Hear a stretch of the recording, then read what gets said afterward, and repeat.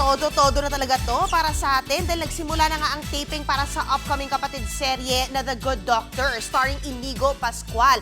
At eto na nga, mamaya na po, panoorin ninyo, It's a New Dawn on prime time. Dahil Asikat and Frog ni na Andrea Brillantes at Enrique Hill, ere na po, back-to-back yan sa My Best Friend Eman. Ano nga ba ang mga aabangan? Watch this.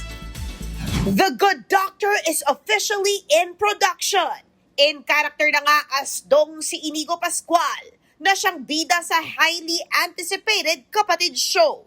May savant syndrome ang gagampan ng papel dito ni Inigo at may special capacity para mag-solve ng medical cases.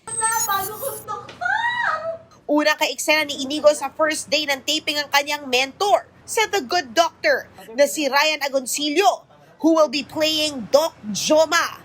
Pagbabalik din ito ni Ryan sa acting. Ang The Good Doctor ay Philippine adaptation sa hit Korean series.